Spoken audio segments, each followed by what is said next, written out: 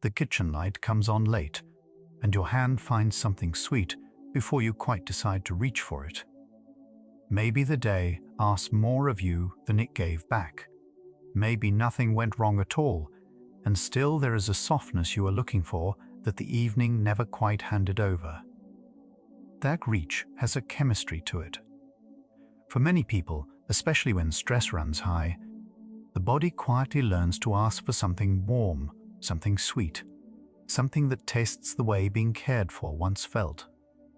Researchers who study this see it most clearly in the pull toward familiar food, the meal that means home more than it means hunger. Here is the part that so often gets read as weakness, and almost never is. The craving was never really about the food. Welcome to Psychology for Sleep.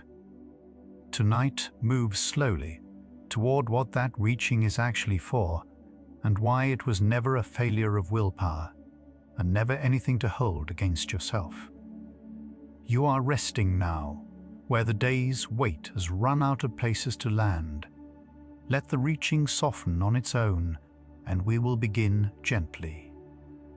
The refrigerator door opens on its own some evenings, long after dinner, when nothing in the body is actually hungry.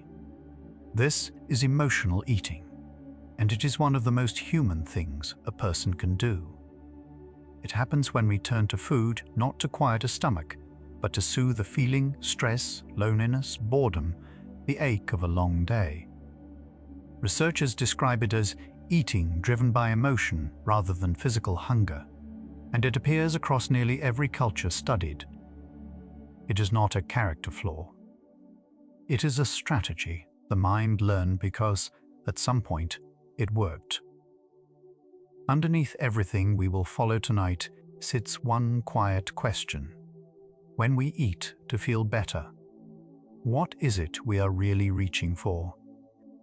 A hard day rarely announces itself with hunger, yet somehow the thought of something warm and familiar arrives right on time. Scientists who study appetite have found that emotion and eating are wired together far more closely than we were once taught. The systems that manage mood and the systems that manage feeding overlap in the brain, sharing chemistry and circuitry.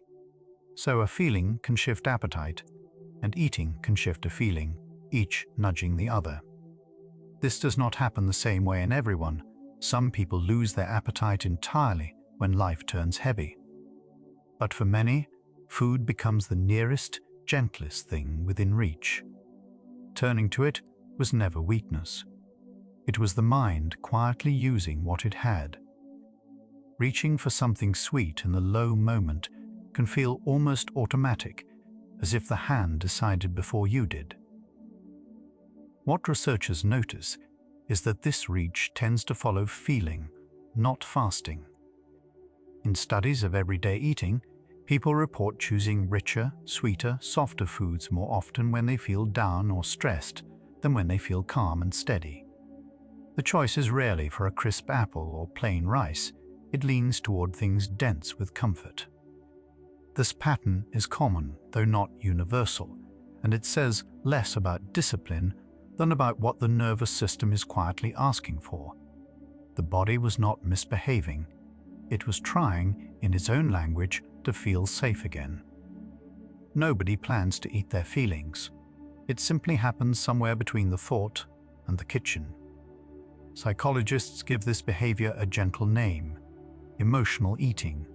Precisely so, it stops sounding like a moral failing. The term describes a pattern, not a disorder.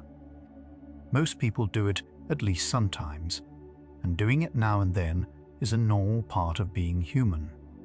It only becomes worth noticing when it turns into the only tool a person has for hard feelings. Even then, the direction researchers point toward is understanding, not shame, because shame tends to send people right back to the same source of comfort. Being kind to yourself here is not indulgence. It is, quietly, part of how the pattern loosens. Hunger has two faces, and they rarely look alike from the inside. Researchers distinguish physical hunger from emotional hunger, and the difference is worth feeling for. Physical hunger builds slowly, is patient, and is satisfied by almost any food. Emotional hunger tends to arrive suddenly, feels pressing in the moment, and asks for something specific, a particular texture, a particular sweetness. One rises from the body's requirement for fuel. The other rises from the heart's wish for relief. Neither is wrong. Both are honest. But knowing which one is knocking can change how gently we choose to answer it. Learning to tell them apart is not about control. It is about listening a little more closely to yourself. When the body feels under threat, the mind's first job is survival, not nutrition. This is where a stress system called the HPA axis quietly enters the story. The hypothalamic pituitary adrenal axis is the body's alarm network. When it senses pressure, it sets off a chain of signals ending in stress hormones that prepare us to cope. This system kept our ancestors alive, mobilizing energy the moment danger appeared. The trouble is that modern stress, a deadline, an argument, a worry that will not quiet, can trip the same ancient alarm, even when no running or fighting is required. The body responds to a heavy email, much the way it once responded to a gathering storm, doing its best to protect you. Cortisol is the name of the hormone most people mean when they say they are stressed. Researchers have watched it rise and fall across the day and across the hard seasons of a life. Released by the HPA axis, cortisol helps free up energy, sharpen focus, and carry the body through a demanding moment. In short bursts, it is useful, even protective. But when stress lingers and cortisol stays elevated for long stretches, it begins to touch other systems, including, some researchers think, the ones that shape appetite and craving. Much of what we understand about this link is still being carefully worked out, one study at a time. The hormone meant to help you cope may also be part of why comfort begins to call. For many people under sustained pressure, appetite does not disappear, it changes shape. Scientists studying stress and eating have noticed a pattern, though they are careful about how far it reaches. In many studies, higher or more prolonged stress is associated with stronger cravings for energy-dense foods, the sweet, the salty, the rich. Researchers think elevated cortisol may play a role in tilting appetite this way. Yet this is not everyone's experience. Stress makes some people eat more and others eat less. The picture is genuinely mixed, which is why honest scientists describe a tendency in some, not a rule for all. If stress has ever changed what you crave, you are not broken. You are simply one of the many for whom this is true. Notice what the mind reaches for when the day has asked too much.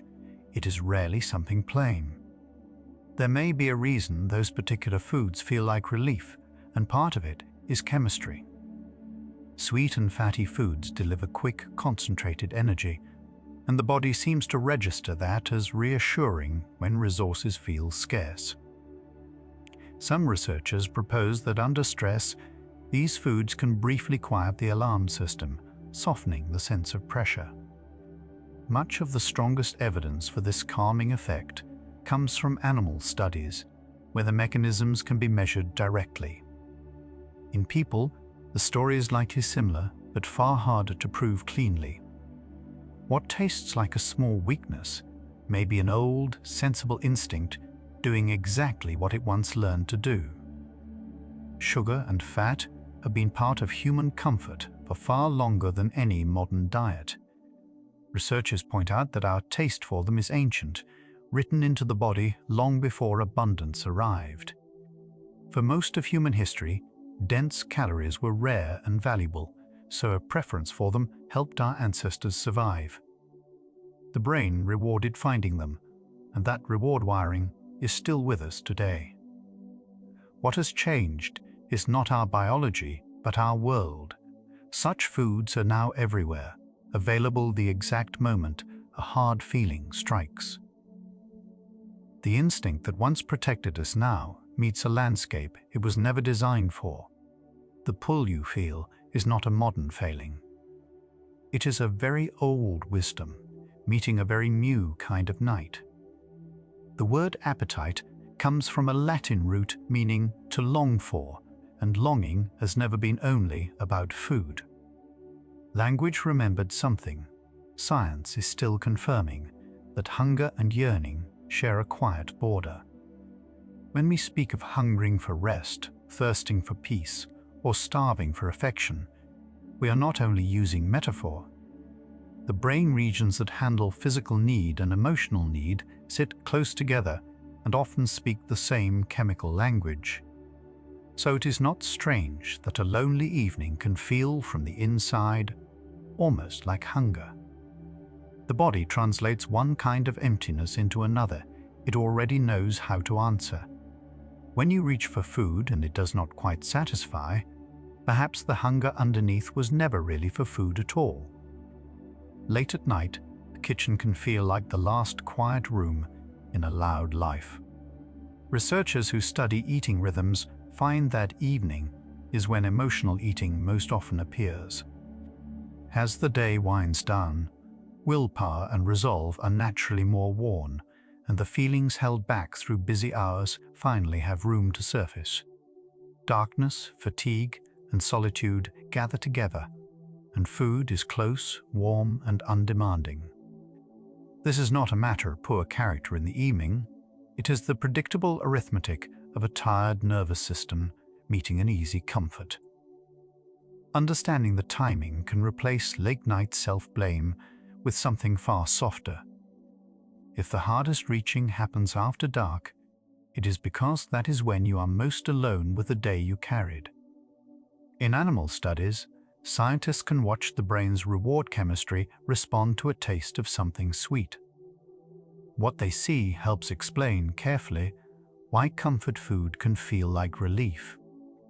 When animals eat sweet or fatty food, a chemical messenger called dopamine is released along certain brain pathways tied to motivation and reward. In these controlled studies, stress appears to change how strongly that system responds. Researchers use this work to build ideas about human eating, but they are cautious. A rat's brain is not a person's life.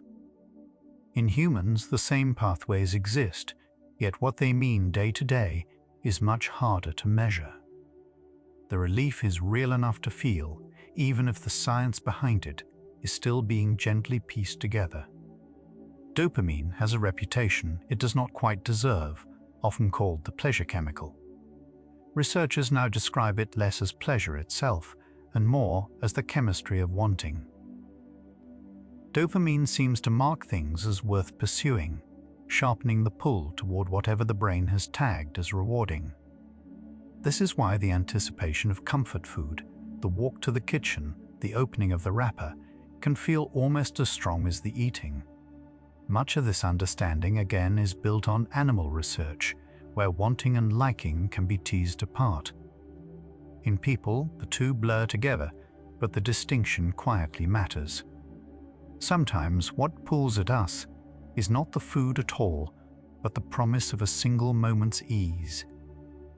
A single bite of something familiar can change the shape of a hard evening, if only for a while.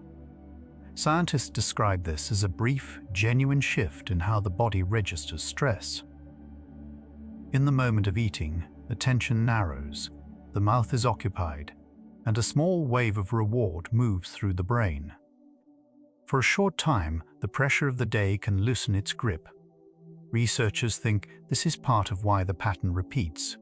The relief, though temporary, teaches the brain that food answers feeling. Whether that relief lasts is another question, and often the honest answer is that it slowly fades. The comfort was true while it lasted, and needing a moment of true comfort is nothing to apologize for. We often call it a craving, as if the wanting came from nowhere and belonged to no one. But researchers trace cravings back to learning, to the quiet lessons a body absorbs over years. Each time food follows a feeling and brings relief, the brain records the link a little more deeply. Over time, a hard emotion can begin to summon the thought of a specific food almost on its own, the way a certain song can summon a memory. This is not weakness written into you. It is memory doing exactly what memory does. And what has been learned can, with patience, be gently learned around. The craving is not a flaw in you. It is a story your body has been faithfully remembering. The mouth remembers things the mind has long since set down. Scientists studying taste and memory find that flavor is one of our most powerful keepers of the past. Taste and smell connect directly to brain regions tied to emotion and memory, more directly than sight or sound ever do. A single familiar flavor can carry a person back years, to a table, a kitchen, a person who once made them feel safe. This connection is well established, not speculative. It is part of why certain foods feel less like eating and more like returning to something you had almost forgotten. When a taste brings comfort, part of what you are tasting is the feeling of being cared for, arriving all over again. Relief, when it comes from food, tends to be quiet and quick and a little incomplete. Researchers are honest about this. The comfort is real, but it rarely reaches the thing underneath. Food can soothe the body's alarm and occupy a restless mind, and that soothing genuinely helps in the moment. Yet the loneliness, the worry, or the exhaustion that started, it often waits patiently beneath the surface. This is not a reason for guilt. It is simply the shape of the tool. A short comfort is still a comfort, and it still counts.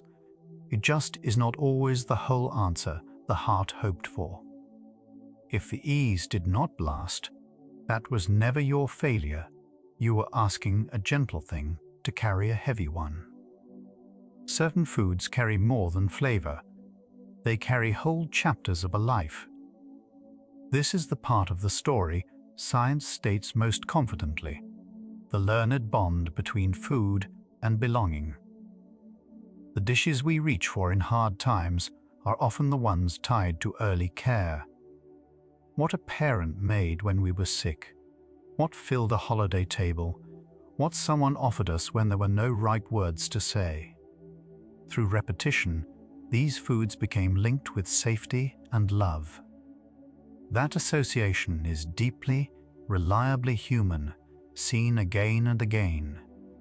It is why comfort food is so often the food of childhood, wherever and whenever that childhood happened to be.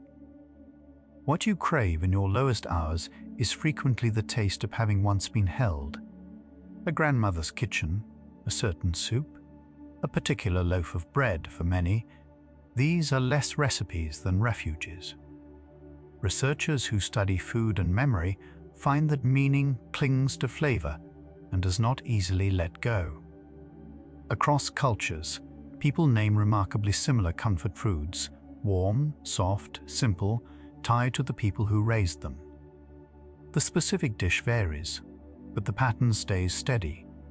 Comfort food is relationship, made edible. When we eat it alone on a hard night, we are, in a quiet way, seeking company we cannot reach. The body reaches for the flavor because the flavor once came wrapped in belonging. Reaching for that old, familiar taste is reaching, however softly, for the people it first came from. The brain files taste alongside feeling, so a flavor and a mood can become almost inseparable. Scientists call this associative learning, and it is one of the most dependable things we know about the mind. When a food repeatedly meets a moment of care, the two are stored together. Later, the food can call up the feeling, and the feeling can call up the food. This works for comfort as surely as it works for any learned pair. It is not magic, and it is not weakness. It is the same steady process that lets a smell recall a place, or a song recall a face long gone. Nothing about this is random. Your comfort was taught to you, lovingly, long before you were old enough to choose it. Comfort food is less about the food than about the comfort it stands in for. Researchers increasingly frame emotional eating as an attempt to meet a real need, not to escape one. Beneath the reach for a snack often lies a wish for calm, for company, for a pause, for the plain feeling of being cared for. Food can gesture toward these things because, once, it truly came bundled with them. Seen this way, emotional eating is not self-sabotage. It is a person doing the most available thing to answer a genuine ache. The behavior makes quiet sense the moment you see what it is reaching toward. You were never just being weak with food. You were trying to give yourself something you actually needed. So much of the pain around emotional eating is not the eating at all. It is the judgment that follows it. Here, researchers are unusually clear. Shame tends to make the pattern stronger, not weaker. When people criticize themselves for turning to food, the resulting distress is itself a stressor, and stress is often what set the reaching in motion. Studies of self-compassion suggest the opposite helps. Meeting the moment with kindness tends to lower distress and loosen the craving's grip. Being gentle is not giving up. It is, quietly, one of the more effective things a person can do. And here the question we began with begins to turn. Perhaps we were never truly reaching for food, but for a way to feel held. There is a difference between eating to escape a feeling and eating while making room for it. Researchers who work with emotional eating rarely aim to stop it by force. They aim to understand it first. The goal in this work is not a life without comfort, but a life with more than one kind of comfort. When food is one soothing thing among many, alongside rest, connection, movement, and simply being heard, its pull grows softer on its own. Nothing has to be forbidden. The pattern eases not through willpower, but through widening the circle of what can soothe. Curiosity, it turns out, does more than control ever could. You do not have to fight the reaching tonight. It is enough for now to simply understand it. What all of this has been circling is a single gentle truth about why comfort calls. The night has been showing it piece by piece that emotional eating is a language, not a defect. A stressed body, an ancient taste for rich food, a reward system offering a moment's ease, and a memory tying certain flavors to being loved. These strands weave into the reach we followed. None of them is a failing. Together, they describe a person trying, sensibly, to feel safe. What we have not yet touched is how these threads take hold so deeply, and how they can also be rewoven. The reaching makes sense now. What remains is to see how gently it can change, and that is where the next part begins. Something is softened in the last little while, the breath a bit slower, the judgment toward yourself a bit quieter. There is nothing here you have to hold tightly, and nothing you have to solve. Let one more breath go, and we will keep moving through this together, gently. Somewhere in memory, there is a warm kitchen, a familiar bowl, the person who once set food in front of you as if to say you were safe. That warmth you can almost taste right now is not nostalgia alone. It is the very bond these last facts have been describing, alive in you even as you rest. You do not have to summon it. It is already here, the way comfort was always partly about being cared for, and only partly about the food. What we have not yet followed is how that same bond, learned so early, can begin to be offered to yourself, not through food alone, but through the kindness the body has been quietly asking for all along. Let's follow that thread from here. The first time food meant more than food, most of us were too young to remember it. A caregiver offered something warm when we cried, and the crying softened. Researchers who study early feeding describe this as one of the earliest associations. A human form's comfort and nourishment arriving in the same moment, learned long before we had words for either. This learned link is one of the most well-established findings in the field. It is not a flaw in your wiring. It is a lesson your body absorbed faithfully, exactly as it was taught, in the years when being soothed and being fed were often the very same thing. A particular smell can return you to a kitchen you have not stood in for decades. Scientists call these food-evoked memories, and they tend to be unusually vivid, carrying emotion more than detail. The pathways that process smell and taste sit close to the brain regions that hold memory and feeling, so a single bite can arrive wrapped in a whole era of your life. When you reach for a dish from childhood, you may be reaching for the person who made it, the safety of that room, the version of you who did not yet carry what you carry now. The food is a door. What you want is often on the other side of it. Around a shared table, food has always been more than fuel. Across nearly every culture that has been studied, eating together marks belonging, the meal that welcomes a guest, the dish that says, "You are one of us." Anthropologists note that sharing food is among the oldest signals of trust between humans. So when life gets hard and you find yourself wanting a certain familiar meal, part of what calls you may not be the flavor at all.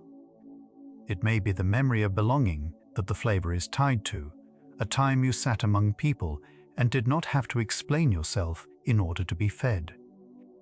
Hunger does not always mean the body needs food. Researchers who study eating describe two kinds of hunger that can feel similar from the inside but behave differently. Physical hunger tends to build slowly, growing over hours, easing once you have eaten enough. Emotional hunger often arrives suddenly, feels urgent, and points to one specific thing rather than food in general. Neither is a moral failing. Learning to notice which one is speaking is not about restraint. It is about listening more closely to yourself. Some nights, the body wants dinner. Some nights, something older and quieter is asking to be met, and it has simply borrowed hunger's voice. Notice how an emotional craving is rarely for something plain. It asks for the particular, the exact texture, the specific sweetness, the food that is bound to a feeling. Physical hunger will accept many answers. Emotional hunger often wants only one. Researchers suggest this specificity is a clue that what you are seeking is not calories, but a certain remembered state, soothing, reward, familiarity. This is worth knowing gently, not as a rule to police yourself with. When only one food will do, the craving may be pointing past the plate, toward whatever that food once reliably delivered when you needed it most. Long before language, the body knew how to seek comfort. An infant turns toward warmth, softness, the steady rhythm of being held. Those systems for self-soothing never leave us. They simply grow quieter and more private with age. Scientists who study stress note that the nervous system is always looking for ways back to calm, and food is one of the most available. A body that reaches for relief carries no shame. The reaching is not weakness. It is a living system doing what living systems do, trying to return itself to steadiness by whatever gentle means are within reach tonight. Something in the brain stirs at the first taste of something rich or sweet. Much of what we understand about this reward response comes from animal studies, where palatable food reliably activates dopamine pathways tied to motivation and pleasure. In humans, the picture is more layered and still debated, but the pattern is recognizable. The pull toward the food can be stronger than the pleasure of finally eating it. This is not greed. It is an ancient signal that once helped keep creatures alive. When you feel drawn toward a comforting food, a very old part of the brain is simply doing the job it was built to do. Under prolonged stress, the body's chemistry can shift in ways that change what we crave. Research on the stress hormone cortisol, much of it drawn from animal studies and varying a great deal from person to person, suggests that ongoing stress may nudge some individuals toward richer, sweeter foods. The effect is far from universal. People differ widely in how stress touches appetite, and some lose their hunger entirely. What the science offers is not a verdict on you, but a possibility. That on your hardest days, a craving may be less about hunger and more about a body under pressure, quietly reaching for something it has come to associate with relief. The question we began with is turning slowly. We started by asking what we reach for when we eat to feel better. It is beginning to look less like a question about food and more like a question about what a body once learned to call safe and how faithfully it remembers.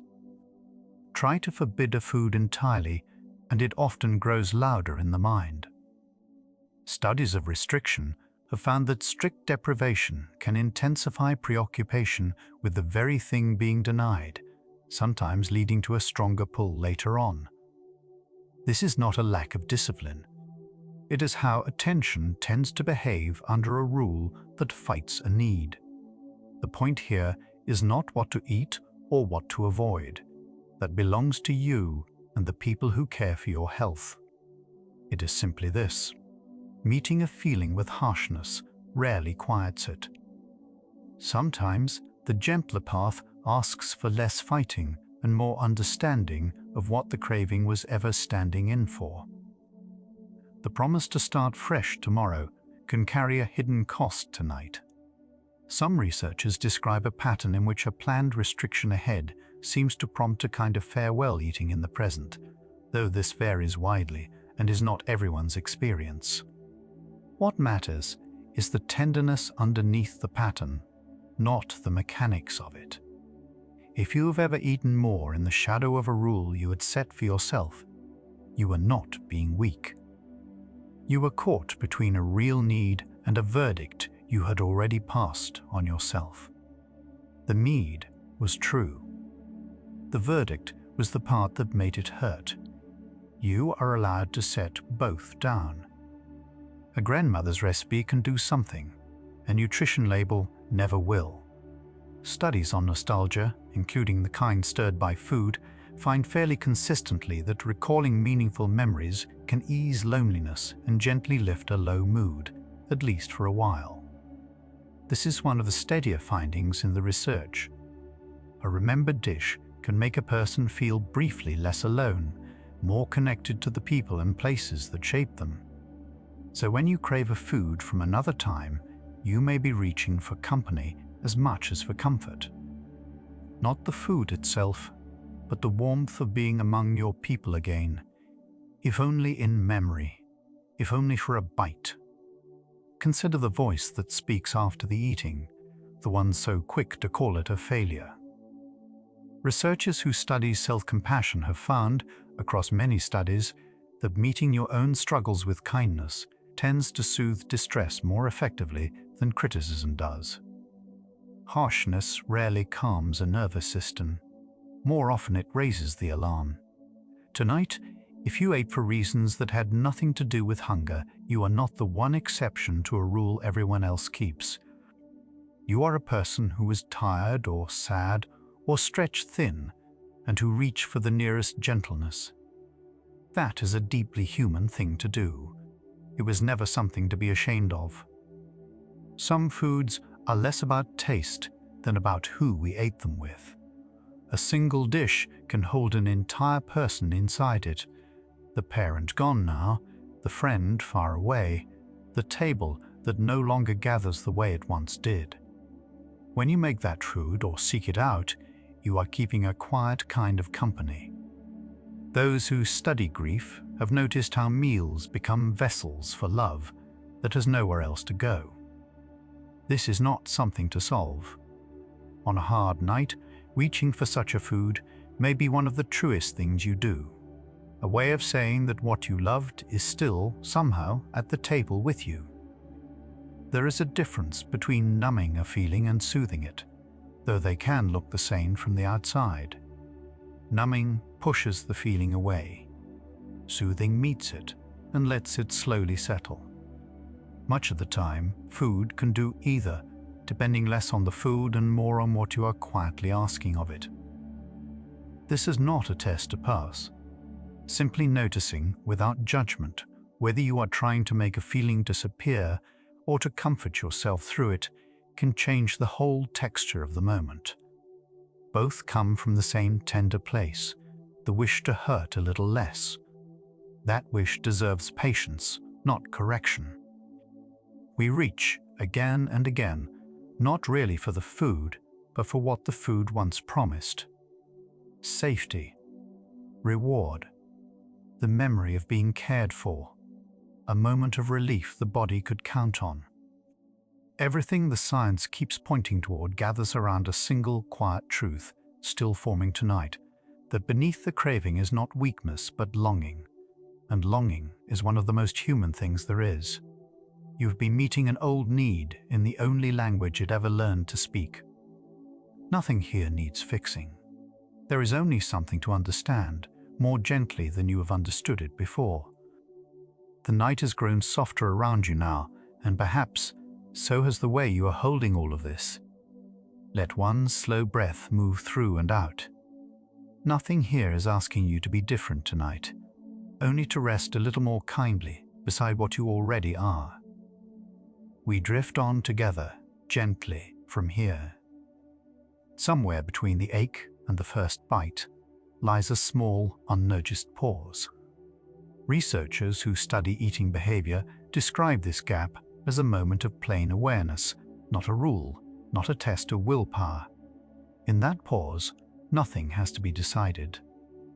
You are only noticing that a feeling arrived and that the hand reached before the mind caught up. This gentle attention is not about stopping yourself. It is about meeting yourself, one beat earlier than usual, with curiosity instead of correction. The pause is not a door to guard. It is only a quiet place where you get to greet what you feel.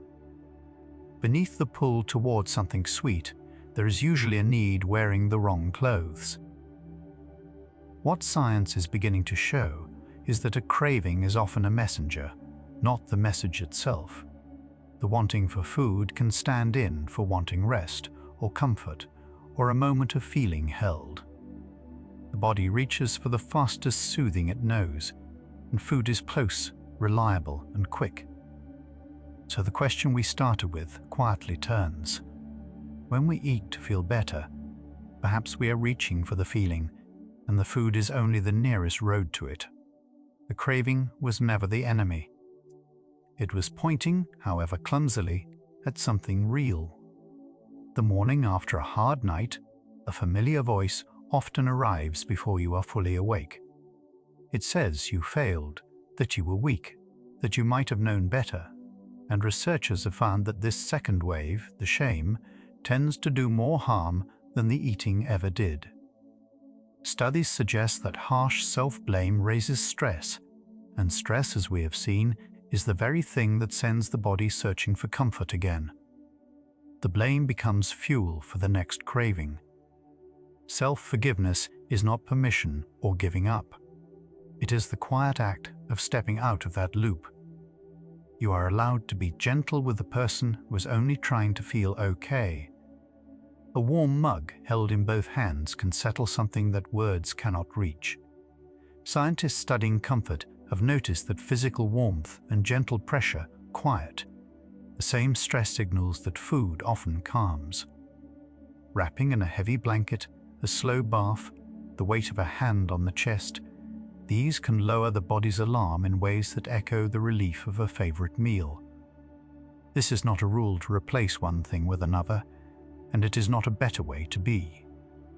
It is simply a wider set of doors, each one leading toward the same feeling of safety. The wish underneath was always tenderness, and tenderness comes in many forms. Sometimes the food does its work, and still something stays hungry. For many people, though not for everyone, comfort eating soothes the body's stress while leaving the deeper ache almost untouched. The sweetness seems to reach the reward pathway. The tension loosens for a while, and yet a quiet part still waits, for rest, for company, for the feeling of being cared for. This is not a failure of the food or of you. It is the honest gap between what soothes the surface and what the heart was reaching toward. Naming that gap gently, without blame, is where something begins to change.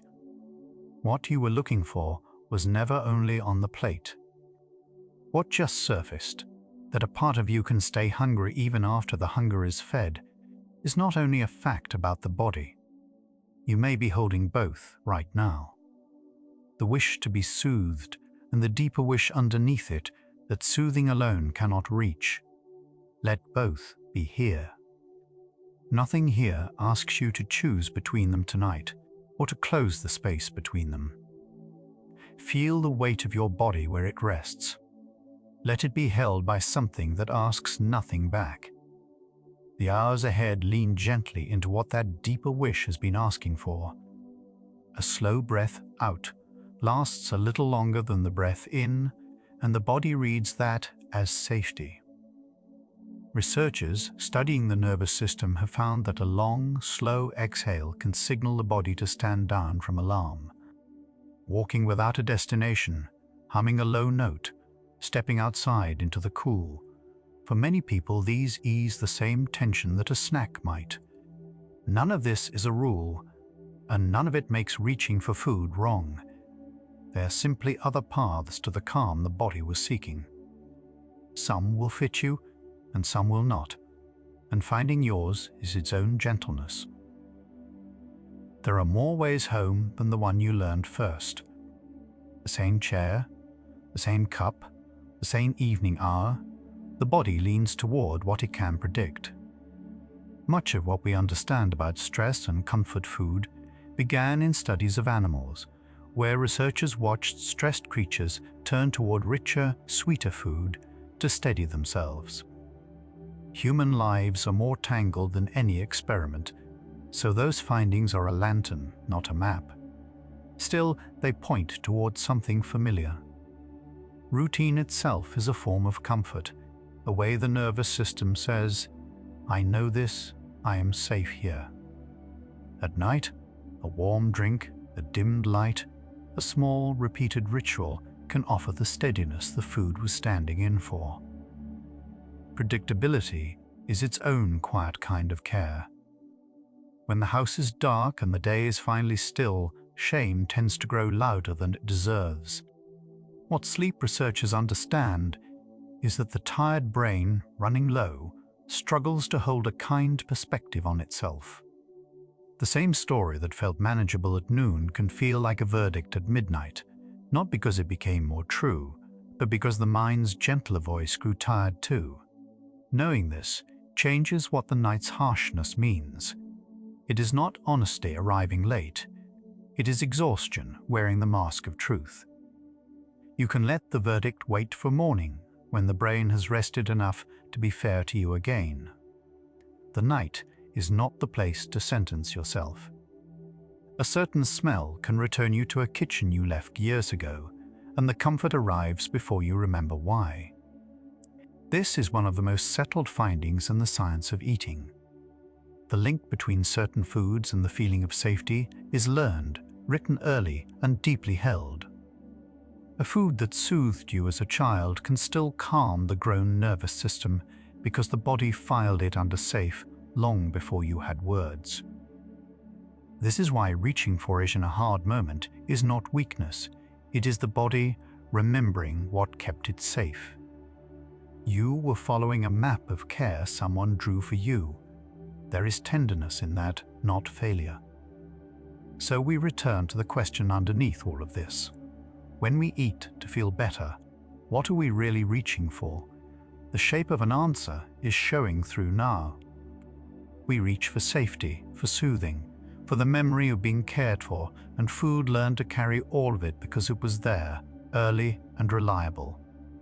The stress, the craving, the quick relief, none of it was a flaw in you. It was a system trying, in the only language it had, to bring you home. What the coming hours turn toward is gentler still. Not how to stop reaching, but how to let the night hold you without asking you to earn it. A particular bowl, a particular spoon, and suddenly you are small again in a kitchen you had almost forgotten. Researchers who study memory and taste have found that certain foods are stored less as flavors and more as whole scenes, a room, a voice, the feeling of being cared for. When you reach for that food years later, part of what returns is the moment it once belonged to. The brain files eating alongside the safety that surrounded it, so the meal becomes a doorway. What you taste is partly the past, arriving gently. That is not weakness. It is the mind holding on to what once soothed it. The smell of something baking can pull up an entire afternoon you did not know you still held. This happens because scent and taste travel a short, old path into the brain, close to the regions that store memory and emotion. A flavor tied to a safe moment can bring that whole moment back before a single thought forms. It is why one bite can loosen something in the chest. You are not being sentimental for no reason. You are meeting a feeling your body filed away long ago and kept safe, waiting for the day you would reach for it again. Long before you could name your own feelings, food and care arrived together. A caregiver's warmth, a shared meal, the quiet after being fed, these were among your first lessons in what safety felt like. Developmental researchers describe how, in early life, being fed and being soothed become deeply intertwined. So, the link between eating and comfort is not something you invented under stress. It was laid down early in the ordinary tenderness of being looked after. When you reach for food in a hard hour, you are following a path that was gently worn into you before memory even began. Notice the phrase itself, comfort food. The words admit what the science confirms. Some foods carry soothing that has little to do with nutrition. When a particular taste is paired again and again with feeling better, the brain learns the pairing. This is one of the most well-established ideas in psychology.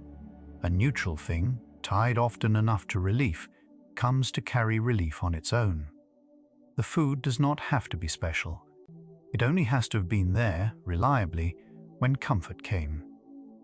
What looks like craving is often just a lesson, the mind learned faithfully and never unlearned. What the hand reaches for and what the heart is reaching for are not always the same thing. In the moment of wanting, it feels like the food is the point.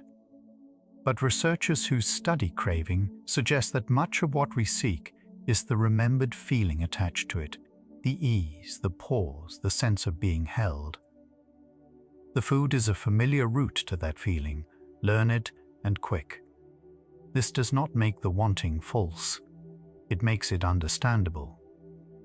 You are not chasing calories in those moments. You are trying to get back to a state you once knew as safe. After a night of too little sleep, the next day's hunger can feel louder, less reasonable, harder to read. In a number of sleep restriction studies, researchers have observed shifts in the hormones that speak to appetite, ghrelin, which tends to signal hunger, and leptin, which tends to signal fullness. When sleep is short, some studies find these signals drift out of their usual balance. Not everyone responds the same way, and the size of the effect varies, but it points to something kind. On a tired day, an unruly appetite may be less about wanting and more about a body running low on rest. A hard day rarely arrives alone. It tends to bring a short night with it. The two can quietly compound. When stress keeps you up and the lost sleep leaves appetite signals less steady the next day, the craving that follows can feel like it came from nowhere. It did not. It came from a body carrying two burdens at once, the weight of the day, and the debt of the night. Seeing this does not fix the tiredness, but it can soften the judgment. What felt like a lapse begins to look like a reasonable response to a genuinely depleted system. When the body senses real strain, it prepares to spend energy, and part of that preparation is a pull toward quick fuel. Cortisol, one of the stress hormones, is part of this response. Much of what we understand about cortisol nudging us toward fat and sugar began in animal studies, and the human picture is gentler, slower, and more varied from person to person. Still, the shape of it makes sense. Under pressure, a body reaches for what is dense and fast. The craving is not a character flaw. It is an old survival logic showing up in a modern kitchen where the threat has changed. The relief that comes with the first few bites is real, and it is also brief. In animal research, the brain's dopamine system responds most strongly to the anticipation of a reward, the reaching, the almost, often more than to the having. In people, the picture is more layered, but the theme carries. Much of the pull lives in the wanting itself. This is why comfort eating can feel a little unfinished, why the ease fades and the reaching can return. The system was built to keep seeking. Understanding that can loosen the grip of self-blame when the comfort does not last as long as you hoped. The question we began with, when we eat to feel better, what are we really looking for, has quietly turned. It is starting to look less like a question about food and more like a question about safety. Where we first learn to find it and how we try to return to it on the days that wear us thin. Somewhere in this stretch, the story stops being about appetite and starts being about comfort itself. Across the mechanisms, the learned pairings, the stress response, the reward circuit, the early lessons of being fed, one thread runs through all of them. Each is a way the body has learned to move toward relief. None of them is a defect. Taken together, they describe a system doing its best to care for you with the tools it was given. The craving, seen this way, is not the problem to be solved. It is a signal pointing at a need underneath, quietly asking to be met. People who speak to themselves with some warmth rather than contempt tend to struggle less with emotional eating. Studies on self-compassion suggest that a kinder inner stance is linked to steadier eating and less of the shame, then soothe cycle. The research points to a pattern, not a promise, and it varies from person to person, but the direction is telling. When a hard moment is met with gentleness instead of a verdict, the pressure that fuels reaching for food eases a little. Kindness, it turns out, is not indulgence here. It may be one of the quiet things that actually helps. Criticism promises control and then rarely delivers it. When you meet a moment of comfort eating with harsh self-blame, the blame itself becomes another stressor. And stress, as the earlier hours have described, is one of the very things that turns the craving up. Researchers who study this loop describe how shame can feed the pattern it means to stop. A hard word, a spike of distress, a reach for relief. This is not a reason to expect perfection of yourself. It is a reason to be gentle. The gentleness is not letting yourself off. It is stepping out of the loop. Being kind to yourself in these moments does not mean abandoning care or pretending nothing matters. Self-compassion, as researchers define it, holds two things at once: warmth toward your own struggle and an honest, clear-eyed view of it. It is not the same as giving up on wanting to feel well. It is choosing to pursue that from a place of steadiness rather than punishment. The difference is felt in the body. One stance tightens and braces, the other softens and stays. And from the softer place, a hard habit becomes something you can look at rather than something you have to hide. Naming a feeling plainly can take some of the heat out of it. Studies on what researchers call affect labeling suggest that putting an emotion into words is linked to a quieter response in the brain's alarm regions. So before the reaching, there can be a small, kind question. What is it I am actually feeling right now? Tired, lonely, unsettled, unseen. The point is not to talk yourself out of comfort. It is to meet the feeling directly, so the food is not the only thing carrying it. Sometimes the ache, once named, asks for something the kitchen was never going to give. In the space between the craving and the first bite, there is room, not for a battle, but for a breath. You do not have to fight the wanting or prove anything by resisting it. You can simply pause with curiosity rather than judgment and notice what is here. Researchers who studied gentler approaches to eating describe this pause as its own kind of practice. Not control, but attention. The craving is allowed to be present. You are allowed to be present with it. And in that small opening, a choice appears that shame had kept hidden, quietly, without force. Warmth, rest, and connection are also things the body reads as safety, and food is only one of the doors to them. When comfort eating is really a reach for soothing, it can help to ask what else might meet the same need: a blanket, a familiar voice, a slow exhale, the weight of your own hand on your chest. None of these make the craving wrong. They simply widen the field. The point is not to replace food with willpower. It is to remember that the feeling you are seeking has more than one address, and some of them ask less of you afterward. Willpower behaves less like a wall and more like weather.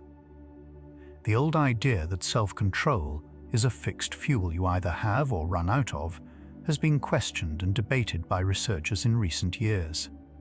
What holds up better is gentler. Control frays under strain, tiredness, and self-attack, and it steadies under rest, warmth, and safety. This reframes the whole struggle. If reaching for comfort grows loudest exactly when you are most depleted, then the answer was never to grip harder. It was to lower the strain. You do not outmuscle a craving. You make the day less heavy, so the craving has less to do. Tell yourself a food is forbidden, and watch how loud it becomes. Deprivation has a way of turning ordinary things into the only thing you can think of. Researchers who study eating patterns describe how strict restriction can raise the pull of the very food it bans, and set up a cycle of holding tight and then letting go. The findings are not identical for everyone, but the shape recurs. This is why gentleness often works where force fails. When nothing is a crime, nothing has to be smuggled. The quiet permission to simply have enough can take the desperation out of the wanting. Hunger is not the enemy, and neither is the body that feels it. Somewhere along the way, many people learn to treat their own appetite as something to overrule, a signal to distrust. But hunger, fullness, craving, these are the body's language, its way of reporting what it needs. Researchers who study interoception, the sense of the body's inner state, describe how learning to read these signals with curiosity rather than suspicion tends to support a steadier relationship with food. Your body is not working against you.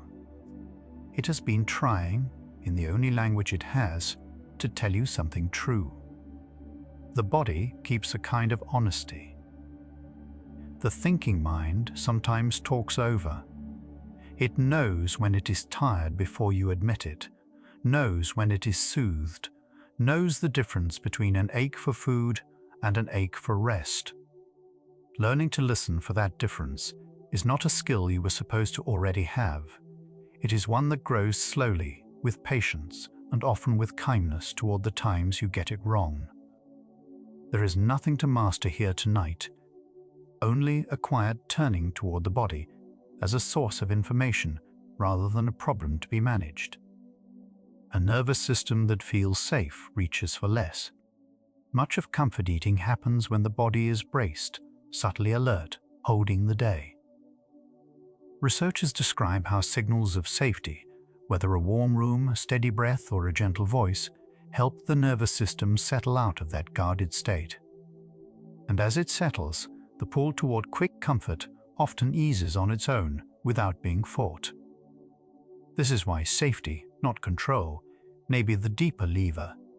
When the body no longer needs to brace, it no longer needs to reach quite so hard for the thing that briefly made bracing bearable. Food is one of the oldest ways a human body has learned to find safety, but it was never meant to carry all of it alone. Over a life, the body gathers many routes to comfort, being held, being warm, being still, being known. Comfort eating becomes heavy only when it is asked to do the work of all the others. Seen with some tenderness, the habit is not a sign that something is broken in you. It is a sign that one door has been carrying more than its share, and that the others are still there, waiting to be opened again. Seen this way, a craving is less a command and more a message. It arrives carrying information. That the day was hard, that rest is low, that something in you is asking to feel safe. You do not have to obey it, and you do not have to defeat it. You can receive it the way you might receive news from a part of yourself that has no other way to speak. Researchers who study gentler approaches to eating return again and again to this stance. Curiosity over control. The craving stops being an enemy the moment you let it become a messenger. Reaching for comfort, it turns out, was never a failure of character. It was a bid, an old, learned human bid, for a feeling of safety that food once reliably provided. Every mechanism these hours have traced points the same way. The stress that calls for quick fuel, the reward circuit that offers brief ease, the memories that tied certain foods to being cared for. None of them describe a person who lacks discipline. They describe a person whose body learned, faithfully, how to seek relief. What you've been doing in those moments is not weakness. It is the nervous system trying, gently, to bring you home. Here is what these hours have been quietly assembling from every direction. Comfort eating, for many people, though never the same for everyone, is the mind reaching toward a safety it once learned, through a body wired by stress to seek quick fuel, a reward system that offers a brief and honest ease, and memories that bound certain foods to the feeling of being cared for. It is not a disorder to be ashamed of, and not a failure of will. It is understandable, a set of learned associations doing what they were shaped to do. What is learned, held gently, can slowly be met in other ways. Hunger and fullness rise and fall on their own quiet rhythm, the way tides do, not asked for, not earned, simply the body keeping its ancient time. Right now, in the stillness, that rhythm is still moving through you, requiring nothing. Something has been gathering all evening toward one gentle idea, that reaching for comfort was never a failing of yours, only a mind finding its way back toward safety. You can set the effort down. The understanding will keep arriving without your help. What remains tonight carries all of this in its softest form, and it is nearly here. The reaching was never really about the food. Beneath the craving sat something older, a wish to feel steadied, held, returned to safety. Researchers who study comfort eating describe it less as hunger and more as a search for regulation, though how strongly it shows varies from person to person. What your body wanted was not the sweetness itself. It was the calm the sweetness once seemed to promise. On the hardest nights, you found a way to soften them. It may have been something warm, something sweet, something familiar.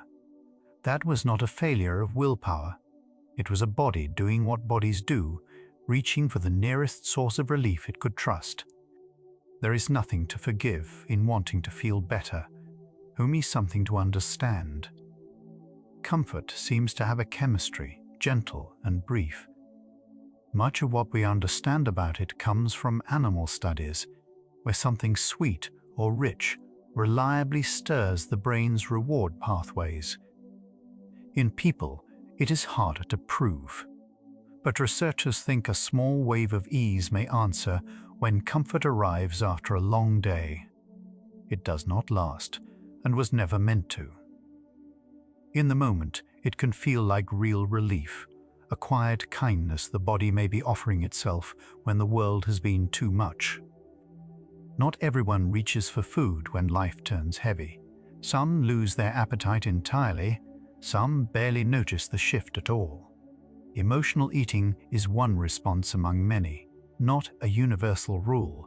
The same stress moves through different bodies in different ways. If this was your pattern, it was never a defect.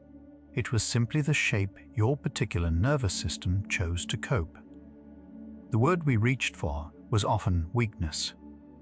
But weakness is the wrong name for a body seeking safety. What looked like a lack of control was a system trying, imperfectly, to care for itself, to lower the alarm, to find a moment of steadiness. Calling it weakness only added weight. Tonight, that word can be set down and left behind. Slowly, the question has been turning. We began by asking why we reach for comfort food, and it has come to look less like a question about food and more like a question about comfort itself. What the craving pointed toward was never on the plate. It was the wish to feel safe, held, and quiet inside. That is what the reaching was always for. A warm bowl of something familiar can steady more than the body. The taste of a food from childhood carries the room it was first eaten in, the people, the safety, the sense that someone was taking care of you. This link between certain foods and remembered comfort is one of the most well-established things we know. The flavor was always partly a memory of being held.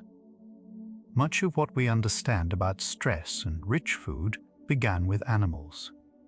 In careful studies, creatures under strain sought out fattier, sweeter things, and their bodies seemed to settle afterward. Human lives are more tangled than any study can hold, so these findings are a gentle map, not a verdict. Still, they whisper something kind, that the pull toward comfort has deep and ancient roots. You may remember a food that meant you were home, not because of how it tasted, but because of who made it and what it felt like to be handed it without asking. Those memories live in the body long after the moment passes. When you reached for something like it on a hard night, you were reaching for that feeling, the one where nothing was required of you. Gentleness does something food alone never could. When you meet your own hard moments with kindness instead of blame, the body's alarm begins to quiet on its own. Softness toward yourself is a kind of nourishment, one that reaches the place the craving was pointing at all along. It asks for no ingredient, no recipe, only the willingness to be tender with yourself for a while. The kitchen light at midnight has seen many quiet visits. Standing there, looking for something, was never a moral event. It was a person at the end of their strength, doing the small thing they knew how to do. There is no shame waiting in that memory. Only a tired human trying to get through the night the best way they could find. Forgiveness is not something you have to earn tonight. The way you coped got you here, to this quiet hour, still breathing, still soft. That counts for something.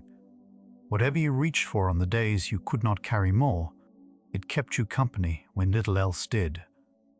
You can let the blame go now, the way you set down anything too heavy to hold in sleep. When the day asks more than a person can give, the wanting that follows is not greed. It is a signal, a small voice saying something in me needs care. The craving was that voice, translated into the only language the moment offered. Beneath it was never hunger for food. It was hunger to be soothed, to be met, to be allowed to rest. A craving, seen kindly, is just a need wearing an unfamiliar face. You do not have to obey it or fight it. You can simply notice it and ask what it was truly asking for. Most nights the answer is softer than food. A little rest, a little comfort, a sense that the hard part is over now. Tonight, you can offer yourself that directly. Small kindnesses add up more quietly than we expect. A gentler word to yourself, a slower breath, a hand on your own chest in the dark. These reach the nervous system the way comfort food once tried to. None of it needs to be perfect. The point was never control. The point was care, arriving in whatever small shape you can manage tonight. The body keeps a long memory of what soothed it. That is why the pull felt so strong, so automatic. It was a path worn smooth by every time it worked. Paths like that do not vanish, but softer ones can be worn beside them, slowly, without force. You are not undoing anything tonight. You are simply resting and letting the older ache loosen its grip. Somewhere, a younger version of you learned that food could mean love. Maybe it was the only steady comfort within reach, and it did its job faithfully for years. A tenderness lives in that, not a fault. That child found a way to feel cared for and carried it into every hard night since. Tonight you can thank that younger self and let them rest too. Kindness, it turns out, is its own kind of comfort. Not the sharp relief we imagine, but a slow softening that lets the body believe it is finally safe.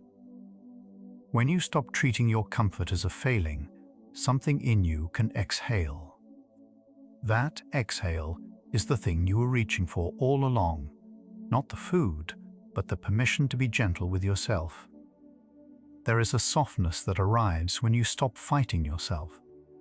The old argument, reach for it, then regret it, can go quiet now. You do not have to win it or lose it tonight. You can simply let it rest, unfinished and forgiven. In that stillness, the craving loses its edge because there is nothing left to defend against. Let the guilt about food set itself down for the night. It has been a heavy companion, and it never once made the reaching easier. Whatever happened at the table today, it belongs to a day that is now over. Sleep does not weigh these things. It only asks that you arrive soft, and let the accounting wait for a morning that may never need it. Rest asks nothing of you tonight. Not an explanation, not a plan, not a promise to do better. It only asks that you let yourself be here, tired and human and enough. The body that reached for comfort all day can finally receive some, in the simplest form there is, the quiet, the dark, the slow release of a day that asked too much. The need beneath the craving is being met right now. Not with food, but with stillness, the deep, wordless comfort of letting go. This is what the body wanted underneath it all. To feel safe enough to stop reaching. You are there now. The wanting can soften because the thing it searched for has quietly arrived. Nothing more is being asked of you. You did not fail on the nights you reached for something warm. You survived them. That deserves more tenderness than it usually receives. The coping that carried you was not the enemy. It was a bridge across the hardest hours, built from whatever was near. Tonight you can honor it, thank it, and let it rest, knowing it did what it came to do. Tonight, the craving has grown quiet on its own, not fought, not resisted, simply outlasted by comfort of a different kind.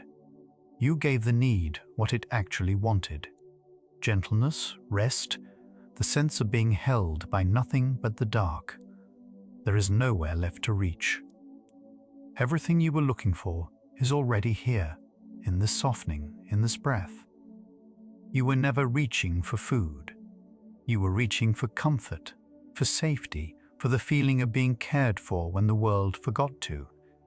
That was never weakness. It was love looking for the nearest door. And tonight, it finds the truest one, the gentleness you can finally give yourself, asking nothing in return.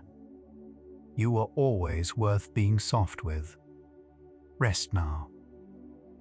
The comfort you spent so long searching for was never as far away as it felt. It was never in the bowl, the sweetness, the warm and familiar taste. It was the safety those things stood in for, and that safety is here, in you, now. Let your entire being dissolve into the warmth of being held with nothing asked in return, the way a room holds you when someone who loves you is quietly near. What you reached for out in the world has been waiting inside you all along. Let it hold you down into sleep. The reaching was always a form of care. Not a flaw in you, not a failure of will, just a tired heart doing its best to feel safe with whatever was within reach. That does not make the hard nights smaller, but it changes what they meant. They were never proof that something was wrong with you. They were proof that some part of you kept trying to be kind, even when kindness was hard to find. You leave tonight holding a different story about yourself, one where the person who reached for comfort was never weak, only human, and always, quietly, worth comforting. And the comfort you were looking for turns out to be something you can offer yourself now, gently, without earning it, here in the soft dark where nothing is asked of you. The Psychology for Sleep playlist has been circling this same tender question from many sides, why the mind reaches for comfort in the shapes it does. The next hour follows it toward the softness underneath, waiting whenever you are ready. You can let these thoughts settle now, like warmth spreading through a bowl held in both hands, slowly, softly, until it fades into the quiet. Let your body grow heavy, releasing the small ache it carried all day between wanting and blaming. The comfort you no longer have to search for is where sleep takes you now. If your eyes have already closed, there is nothing left to reach for. You can stay just as you are. Rest well, gentle one. What you reached for was only ever comfort, and comfort was never something you had to deserve. Where being gentle with yourself is enough to rest. Good night.